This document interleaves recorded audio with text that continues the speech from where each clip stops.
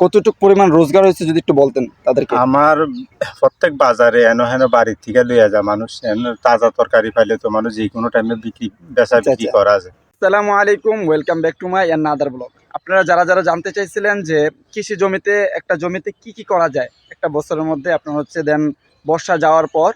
তো আমি একটা জমিতে আপনাদেরকে নিয়ে আসলাম। এই জমিটা হচ্ছে এই জায়গায় 30%। তো ভাই আমার পাশে আছে।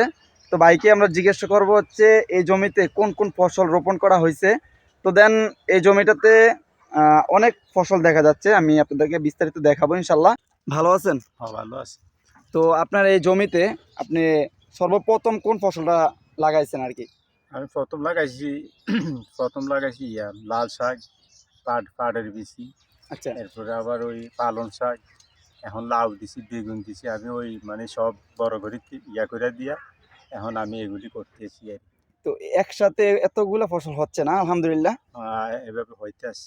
তো লাল শাকের মোটা এ পর্যন্ত মানে যেতটুক জমিতে আপনি বিক্রি করছেন, কতটুক পরিমাণ রোজগার হয়েছে যদি একটু বলতেন তাদেরকে। আমার প্রত্যেক বাজারে এন হেন বাড়ির থেকে লইয়া যা মানুষ এন তাজা তরকারি পাইলে তো মানুষ যে কোনো টাইমে বেচা আচ্ছা বিক্রি আচ্ছা, করা যায়। তো এই যখন অবস্থা। বাজারে নিয়ে যান ওই টাইমে তো ধরেন আপনার জমিতে তো মোটামুটি অনেক লাল শাক ছিল, এখন তো মোটামুটি 3 ভাগের 2 ভাগ শেষ, 1 ভাগ আছে।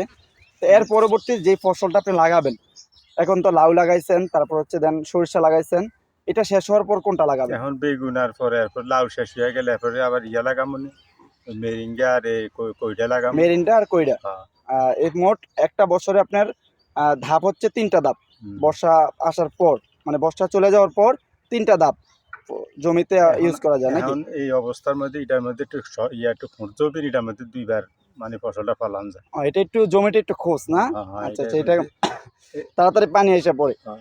আচ্ছা আচ্ছা, এইখানে আর পানি আসলে কোনটা ইউজ করেন? পানি এলে ওইটা খেত খিল থাকবে, পরে খিল খিলের পড়ে পরে থাকে না? খিল করে থাকবে, আচ্ছা পরে আচ্ছা। আবার এই সিজন আবার এটা বলি এটা করি। তো যারা লাল শাক লাগাইতে চায় তাদের উদ্দেশ্যে কিছু বলে দেন যে কতদিন লাগে লাল শাক লাল শাক তো শুরু থেকে? বেশি, লাল শাক বেশি হয়তো 40-45 দিন লাগে এরকম আর কি। মানে মানে বিক্রি করার উপযোগী হইতে। হ্যাঁ। আর একটা আপনার বেগুন গাছ বেগুন গাছের সময় লাগবে হয়তো, বেগুন গাছের সময় লাগে হয়তো 2-2.5 মাস 2-2.5 সময়। মাস লাগে। হুম। আর এই যে লাউ গাছ, তারপর আপনার লাউ এমনই লাগে, লাউ বেগুন সবগুলো 2-3 মাস। হুম। তো প্রিয় দর্শক, আপনারা জানতে পারলেন ভাইয়ের কাছ থেকে। ভাইয়ের জমিটা আমি অনেক বড়, দেখার পর আপনারা তো দেখলেনই কতটুকু। তো দেন আপনারা যারা লাউ শাক লাগাইতে চান তারা হচ্ছে 45 দিন আপনারা রোপণ করবেন, এতটুকু টার্গেট রাখবেন।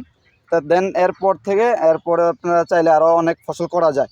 যারা এই সিস্টেমে ছোট ছোট কৃষক যারা আছে, এই জমিগুলোতে আপনি কি পরিমাণ খরচ যায় এক বছরে? এগুলি খরচ কমে, এগুলি আমরা হয়তো বেশিরভাগ ওই ব্যবসার আর হয়তো কিছু টিয়া দিয়ে দিই, ওই গোবর সোপর শালিমারি এগুলি দিয়ে দিই। আমি কোনো বেশি একটা লাগে না। এইভাবে মানে এই জমিগুলোতে মানে খরচ কম হয় কিন্তু মেহনতটা একটু বেশি করতে মেহনত হয়। বেশি আর একটু বেশি, পরিশ্রমটাই বেশি আর কি। যে যত বেশি পরিশ্রম করতে পারবে ততই তার ফসল তত ভালো হবে। ততই সফলম্ব হবে। আলহামদুলিল্লাহ। তো প্রিয় দর্শক, আপনারা জানতে পারলেন। তো এক কৃষক ভাইয়ের কাছে আমরা যতটুকু জানতে পারলাম আলহামদুলিল্লাহ অনেক কিছু।